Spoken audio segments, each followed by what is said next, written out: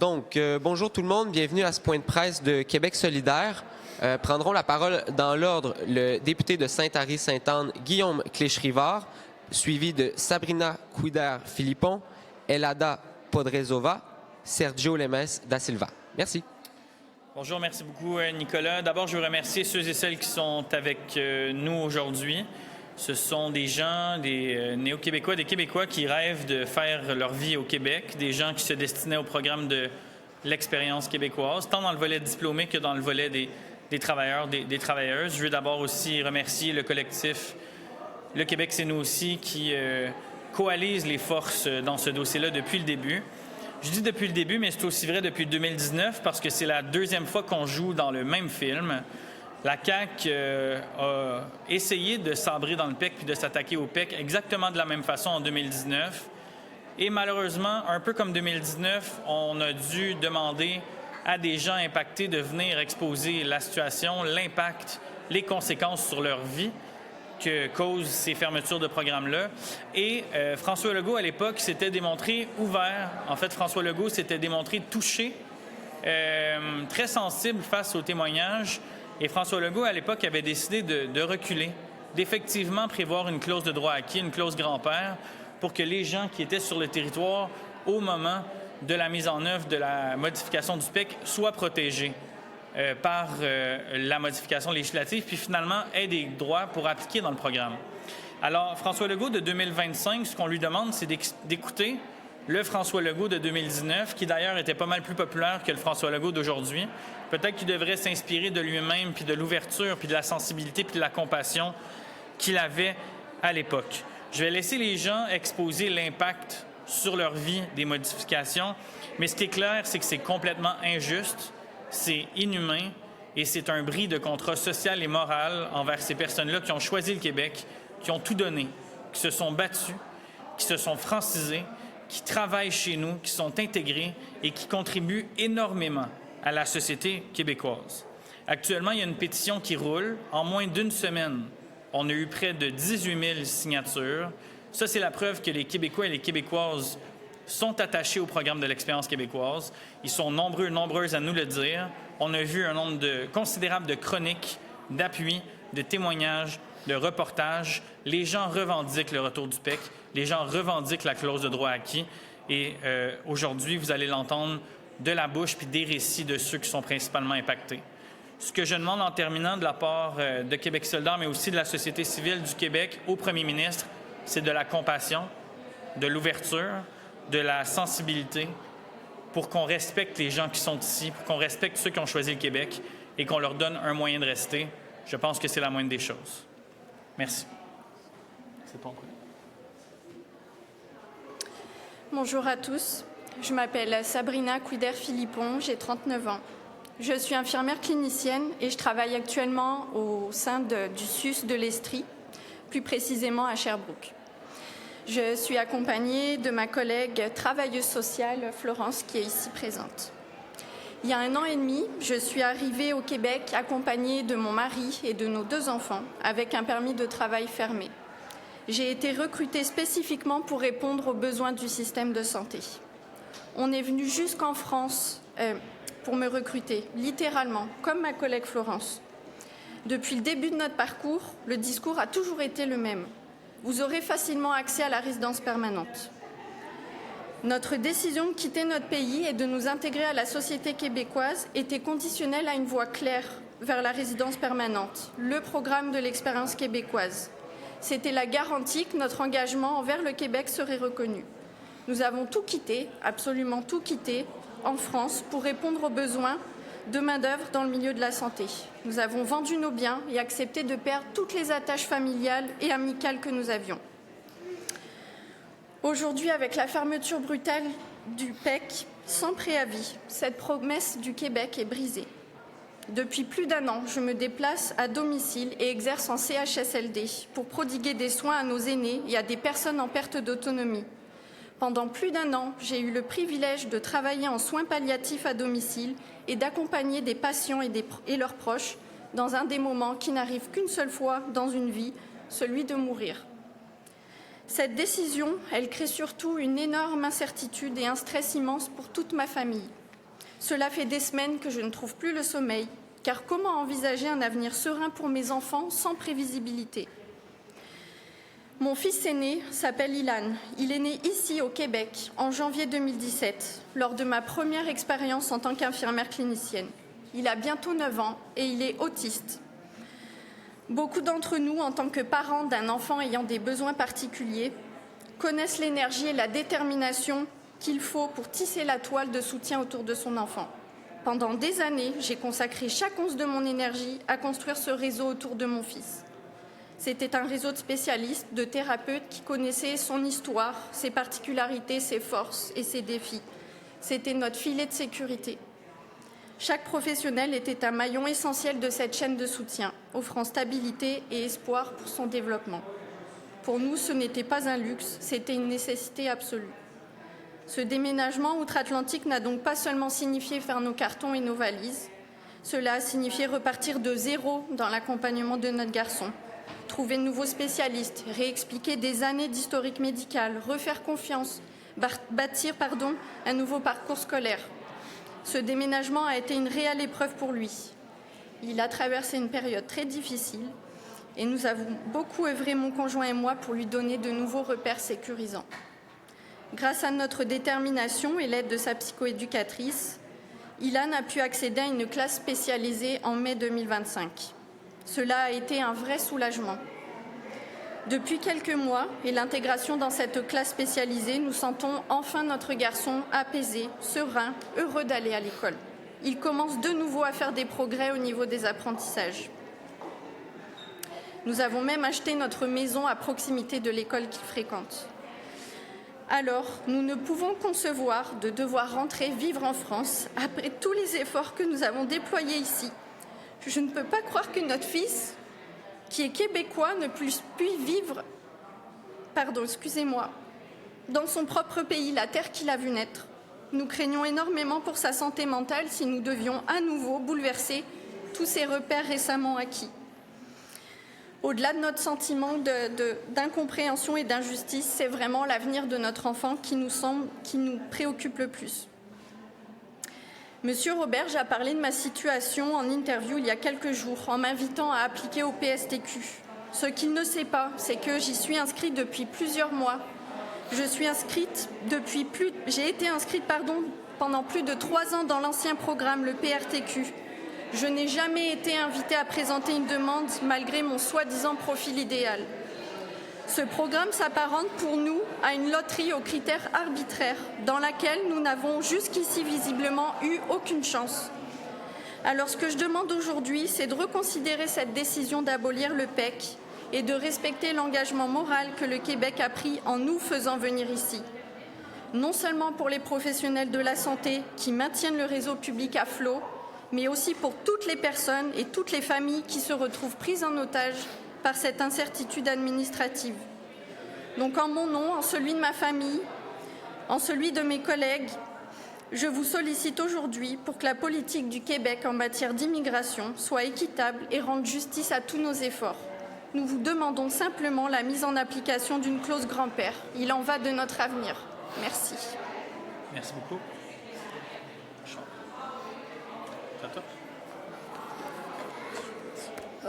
Bonjour tout le monde, je m'appelle Elada Podrezova. Je suis arrivée ici à Québec avec mon mari ukrainien grâce au programme AVQ pour les Ukrainiennes. C'est un simplement permis de travail ouvert qui donne aucun avantage pour les résidences permanentes. Alors, nous avons choisi le PEC comme un seul moyen façon de rester ici, de s'intégrer ici, d'appeler le Québec notre maison. Nous avons toutes mis notre énergie pour le français. Moi, j'ai commencé avec 0, vraiment avec l'alphabet. Ça fait juste 2 ans que je parle en français. Nous avons étudié après le travail, la nuit, le fin de semaine. On a fait beaucoup de jobs. Vraiment, on a fait beaucoup d'efforts pour ça.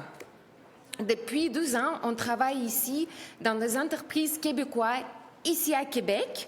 C'est un travail qualifié. Nous avons suivi chaque étape pour réussir avec le programme PEC. Des études, des travaux, des expériences. Nous avons fait tout exactement ce que le gouvernement nous demandait. Nous n'avons pas eu de temps pour soumettre notre dossier pour le PEC quand il était suspendu. Ça fait presque 6 mois. Maintenant, il est fermé complètement. Nous avons essayé le PSTQ, le seul programme maintenant qui est disponible à Québec, au Québec. Mais avec le nouveau système de pointage, nous avons gagné un petit peu la moitié des points. C'est impossible pour nous et j'imagine pour les autres Ukrainiens. Il y a beaucoup de travailleurs, étudiants qui les qualifiés, qui sont pas capables de gagner les points nécessaires. Maintenant, nous sommes très déçus, complètement perdus. 3 ans de travail, d'études, 3 ans de sacrifices, tout semble disparaître d'un coup. Nous avons pensé de quitter le Canada, trouver d'autres moyens, façons de rester ici. Nous avons quitté encore notre maison. Je ne sais pas quoi faire. C'est le gouvernement qui nous avons dit venez ici, restez ici, on a besoin de votre énergie, on a besoin de votre main. Et maintenant, on est venu ici, on a travaillé, on a étudié, on a pris le français et maintenant on doit quitter. Je ne sais pas quoi faire. Je connais beaucoup d'Ukrainiens qui sont dans la même situation et on est perdu. Merci.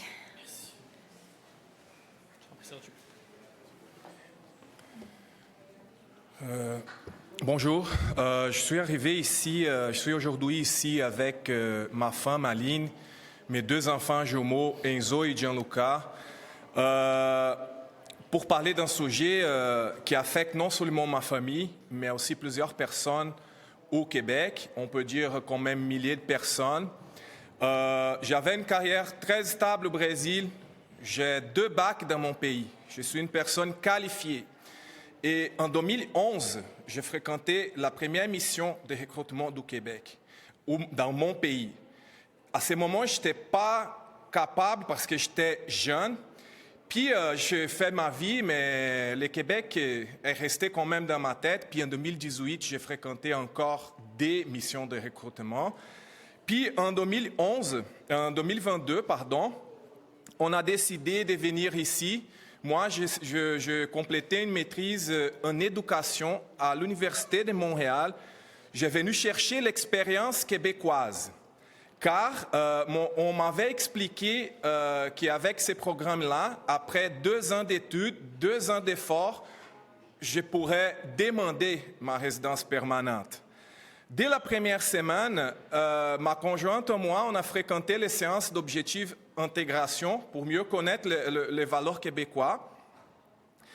Mes enfants ont des amis. Ma femme a fréquenté la francisation. Nous étions prêts pour les programmes de l'expérience québécoise, les PEC. J'avais complété mon programme de maîtrise antérieurement en français et ma femme, elle était prête à faire les examens de français. Tout était en place. Puis, le programme a été gelé. Aujourd'hui, il s'est terminé.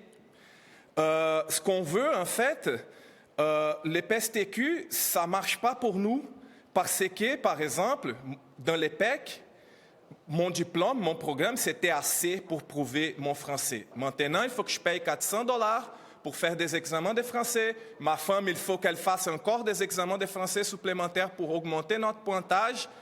Et après, tout ce qu'on a donné, on nous dit maintenant qu'ils ne sommes pas les bienvenus. J'habite à Montréal, j'aime Montréal, je ne veux pas quitter. Montréal, c'est ma ville, le Québec, c'est ma province. Mes enfants, un de mes enfants, il y a une blonde. Qu'est-ce qu'on va dire? Je ne suis pas garanti. Je suis dans les bons profils, mais je n'ai pas même tous les points. J'ai 36 ans, ma femme a 40 ans. Je ne sais pas qu'est-ce que je vais faire. Après tout ça, j'étais vraiment... Moi, j'ai capoté parce que ma santé mentale était dans la merde. Moi, je suis désolé pour mes mots, mais j'étais une personne très qualifiée. J'ai formé plusieurs enseignants, intervenants scolaires par tout le Québec. J'ai contribué à cette société, mais c'était la première fois dans ma vie que j'ai pris de médication pour la santé mentale. La dépression, l'anxiété, j'ai vu ma femme pleurer, j'ai vu mes enfants pleurer. Ça ne marche pas pour nous. C'est comme ça qu'on traite les gens qu'on a envie de venir chez nous. Mes amis québécois, ils n'aiment pas ça, parce que mes amis québécois, ils sont gentils. Tous les mondes qu'on trouve là, ils sont gentils envers nous, mais pas les gouvernements, parce qu'ils ont dit si t'es pas content, retourner dans ton pays. Qu'est-ce qu'on va dire aux universités qui recrutent à ces moments des étudiants internationaux? On n'est pas assez bon, les diplômés de l'Université de Montréal, on n'est pas assez bon. C'est quoi qu'on donne comme programme en éducation? J'ai une maîtrise en éducation, je vous répète. Qu'est-ce qu'on dit à mes enfants? Mon enfant, doit quitter sa blonde. Qu'est-ce qu'il va faire? Il va juste dire, je dois partir parce que le gouvernement ne me veut pas. Mon enfant, il fréquente la maison de jeunes. Qu'est-ce qu'il doit faire? Il doit dire bye à ses amis? Non, c'est pas comme ça. Qu'est-ce qu'on va dire aux entreprises qui sont en train de recruter les gens à ces moments? Les gens ne sont pas en sécurité ailleurs pour venir ici parce que ces gens sont juste des promesses. Qu'est-ce qu'on va dire à nos amis québécois qui vont vivre les deuils au moment qu'on va partir? J'ai plein d'amis québécois. C'est quoi qu'on va faire? Qu'est-ce qu'on va dire à la société québécoise qui valorise les respects et ses engagements? Nous sommes déjà là, on est intégrés. Ma femme, elle a fait la francisation. Je parle français. Le français, ce n'est pas ma langue maternelle, pas du tout. Mais j'ai appris le français à zéro pour venir ici. J'ai un projet. Je sais que les choses se planifient. Ma vie aussi se planifie. Ma vie, ce n'est pas par hasard. Je ne peux pas attendre. Je ne suis pas garanti. Je ne sais pas ce que je vais faire. Je suis vraiment triste dans ma situation. J'ai beaucoup pleuré. Je ne sais pas même si je suis capable de pleurer aujourd'hui parce que j'ai déjà beaucoup pleuré. On demande les PEC parce qu'on les mérite. Ce n'est pas un privilège. Ici, c'est un privilège, on les mérite aussi parce qu'on a tout donné. On a les privilèges d'avoir les PEC. Moi, mes amis, tout ce qu'on sait là, j'ai une collègue ici qui est enseignante. Elle doit quitter le Canada dans 4 mois si ça ne règle pas. On est là pour combler la pénurie de main-d'œuvre. On est très qualifiés, on veut rester, on aimerait du respect. C'est juste ça. Merci. En terminant, avant vos questions, ce qui est clair, c'est que derrière les chiffres, il y a des vies. C'est ce qu'on vient d'entendre aujourd'hui. Puis le ministre Roberge, d'ailleurs, avait annoncé, en fait, de jamais annoncé que le PEC était en jeu dans sa planification pluriannuelle. Il a déposé sa planification, le PEC était là. La consultation, il y a des dizaines et des dizaines de gens, des universités, des groupes qui ont été entendus. Jamais il a été question de l'abandon du PEC. Et là, il y a vraiment des impacts pour des centaines, pour des milliers de vies, des impacts, là, vous les avez entendus, des amis, des conjoints, des blondes, des entreprises, de la société civile. Je veux dire, c'est absolument quel manque de vision, quel manque d'humanité, quel manque de classe, quel manque de respect de la part du gouvernement. Il n'est pas trop tard pour agir, c'est ce qu'on leur demande.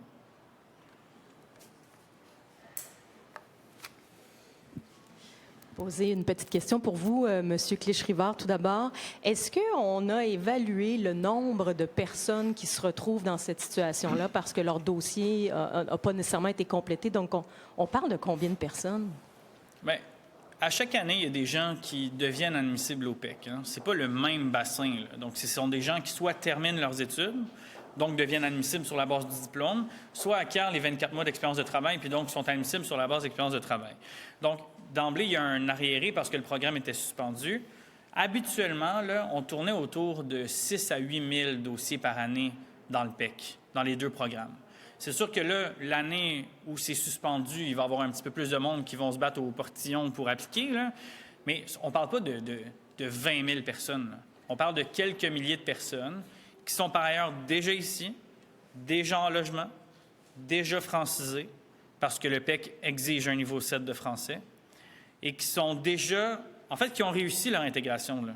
Elle est réussie. Le candidat au PEC a réussi son intégration, contrairement au candidat du PSTQ qui, lui, n'a pas à justifier d'expérience québécoise, n'a pas à justifier d'emploi direct ou de diplôme québécois. Les meilleurs candidats, le meilleur programme, depuis une décennie et demie, c'est le PEC qui fait la réputation du Québec à l'international, vraiment de s'attaquer au programme fort du Québec. Je trouve que c'est clairement un manque de vision de la part du gouvernement. Puis si je peux poser une question à messieurs, dames qui se sont exprimés sur votre réalité.